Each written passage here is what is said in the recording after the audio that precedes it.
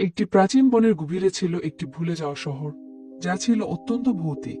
কিংবদন্তি বলতো যে সেখানে অশান্ত আত্মারা নির্জন রাস্তায় ঘুরে বেড়াতো। কিন্তু একদিন জান নামের এক কৌতূহলী ছেলে, যার মধ্যে ছিল দুঃসাহসিকতার আকাঙ্ক্ষা, সেই শহরের রহস্য উন্মোচন করার সিদ্ধান্ত নেয়। একটি লণ্ঠন ও পুরনো মানচিত্র নিয়ে সে যাত্রা শুরু করলো সেই শহরের দিকে, যা তার জীবনকে বদলে দিয়েছিল।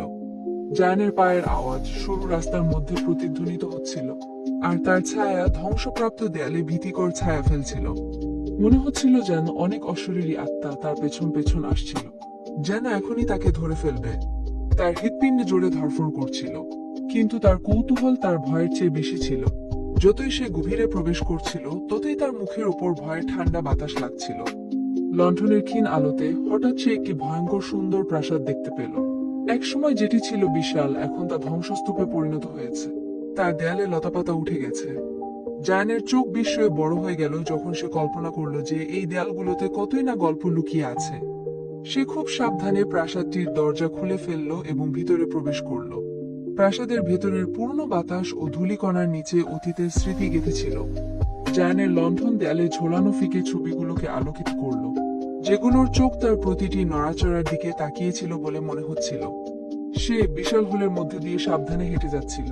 মনে হচ্ছিল যেন হাজার বছরের পুরনো অতীতের ভার তাকে চেপে ধরেছে। তার উত্তেজনা বেড়ে গেল যখন সে উপরের দিকে যাওয়ার একটি সিঁড়ি দেখতে পেল। হঠাৎ একটি ভুতুড়ে অবয়ব তার সামনে উপস্থিত হলো।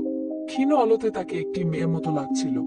জায়ান স্থির হয়ে গেল, তার হৃৎপিণ্ড দ্রুত কাঁপছিল। ভৌতিক মেয়েটি আসলে ছিল একজন দুঃখী কিন্তু ভালো আত্মা। সে জায়ানের দিকে আসলো এবং মৃদু হেসে তাকে বলল, ভয় পেও না, আমি তোমার কোনো ক্ষতি করব না। ভৌতিক মেয়েটি জায়ানকে বলল যে, চলো সামনে যাই, তোমার জন্য একটা বিস্ময়কর বাগান আছে।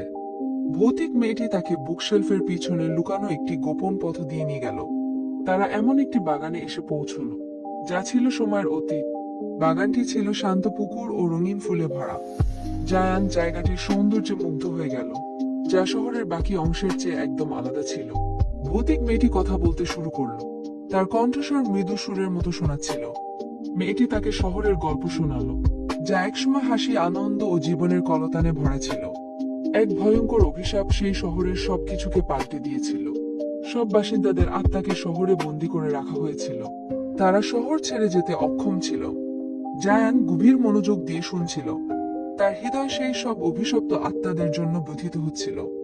সে ভৌতিক মেয়েটিকে জিজ্ঞেস করলো যে সেই অভিশপ্ত আত্মাদের মুক্তি দেবার কোনো উপায় আছে কিনা। ভৌতিক মেয়েটি বলল যে